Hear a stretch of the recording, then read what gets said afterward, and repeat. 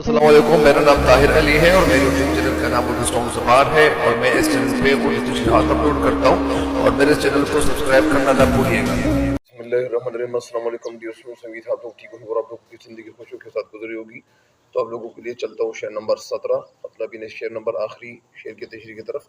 لیکن میرے چینل پہ ہر نئے آنے والوں کو چاہیے کہ میرے چینل کو سبسکرائب کریں اور گھنٹی کا بیل آئیکن بھی ضرور دبائیں تاکہ میری ہر ویڈیو آپ کو بر وقت پہنچتی رہے۔ تو آپ لوگوں کے لیے چلتا ہوں شعر نمبر 17 کی طرف۔ یہ ہے وہ خارزار، اس میں ہزاروں آبدے پھوٹے،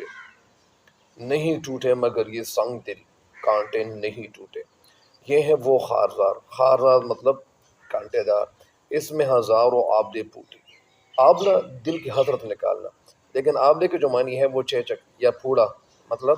جہاں پہ کوئی دانہ وغیرہ نکل آتا ہے اور وہاں پہ ایک ابھار پیدا ہو، تو اس ابھار والی جگہ کو آبلہ کہتے ہیں۔ نہیں ٹوٹے مطلب یہ ٹوٹ کے شکار نہیں ہوئے،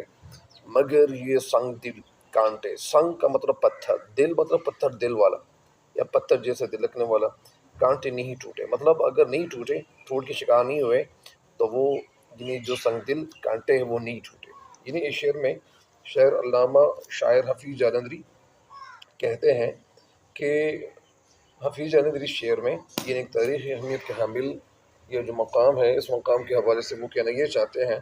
کہ شاعر کہتے ہیں کہ خیبر کے مقام پر سخت پتھر جیسے وہ جیسے حکمران ہار مان گئے، یعنی جو حکمران تھے تو انہوں نے ہار مانا تھا، اور یہاں سکندر اعظم کو بھی یہاں پہ ہار ماننی پڑی۔ ظاہری بات ہے کہ ہار تو اس لیے ماننی پڑی کہ وہ آگے نہیں بڑھ سکی، کیونکہ ان کو یہ خطرہ لاحق تھا، ایسا نہ ہو کہ میں اس جگہ کو تو عبور کر لوں گا، آگے تو بڑھوں گا، اور آگے بڑھنے کے بعد پھر میں ہندوستان کی طرف پہنچ جاؤں گا، لیکن اس کے بعد جو جگہ ہے وہ بڑی خطرناک جگہ وہی ہے کہ میں جب یہاں پہ دوبارہ آؤں گا اپنی فوج کے ساتھ، تو پھر یہاں پہ یہ جو افریدی ہیں یہ میرا راستہ روکیں گے، اور یہ جو بہادر اور نڈر جو جرت اور دلیری کے جو پہاڑ بن کے یہاں پہ ہمارے سامنے کھڑے ہوئے، تو پھر مطلب یہ افریدیوں سے ڈر رہے تھے، ان کے دل میں افریدیوں کا ڈر تھا، ایسا نہ ہو کہ یہ لوگ میرا راستہ روکیں۔ لہٰذا اسی وجہ سے بابر یعنی کو بہت کوشش کے بعد صرف ایک دن علی مسجد میں قیام کا موقع ملا۔ ظہیر الدین بابر کو بھی مطلب علی مسجد میں ایک دن کا موقع ملا، قیام کا موقع ملا، قیام کا مطلب انہیں ٹھہرنے کا، اور الغرض بہت سے حکمران یہاں پسپا ہوئے، یہاں پہ شکست کھانی پڑی ان کو، اور اس چٹیل ناہموار خشک، چٹیل کے معنی مطلب یعنی ناہموار جو صحرا ہے، سنسان جگہ کو کہتے ہیں، خشک جگہ کے بعد یا سنسان جگہ کے سامنے یعنی سارے لوگ جتنے بھی تھے وہ بادشاہ وہ یہاں پہ جھک گئے، مطلب ان کو شکست ملی اور شکست سے دوچار ہوئے۔ یہاں بہت سے لوگ بربادی اور تباہی کا شکار ہوئے۔ ظاہری بات ہے کہ یہاں پہ بہت سارے لوگ جتنے بھی تھے وہ جو آتے تھے تو ان کو شکست کا سامنا کرنا پڑتا تھا، اور ان کی قسمت میں بربادی لکھی ہوئی تھی۔ ساتھ ساتھ کیونکہ یہ وہ جگہ ہے جہاں دنیا کے سب سے زیادہ حملے ہوئے، لیکن شاعر کہتا ہے کہ اس سب کے باوجود، ان ساری چیزوں کے باوجود، ساری باتوں کے باوجود، یہاں کے سخت دل قبائلی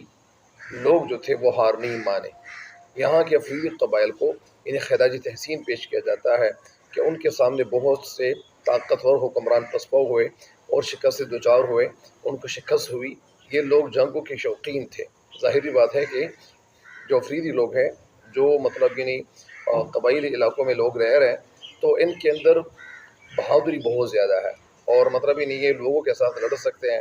ان کے اندر مطلب یعنی سختی ان کے اندر بہت زیادہ ہے، اور اپنے دفاع کی خاطر فولادی دیوار بن جاتے تھے۔ یہاں کی خشک سالی اور چٹیل چٹانوں سے ان قبائل نے ہار نہیں مانی، اور وہ یہاں کے مطلب یعنی مکین رہے۔ یہاں کے لوگ آج بھی اسی طرح اپنے دفاع کی خاطر یعنی طاقتور ہیں، اور سارے لوگ اور اب بھی پرامن زندگی گزار رہے ہیں۔ اس شعر میں پھوٹے ٹوٹے کا ہم کافی الفاظ یہاں پہ استعمال کیے گئے۔ امید ہے کہ انشاءاللہ بھی شعر کی تشریح سمجھ ضرور جائیں گے، اور آپ کو میرے چینل کی ویڈیو بھی شیئر کرنی چاہیے۔ تب تک کے لیے مجھے دیجیے اجازت، اللہ نگہبان۔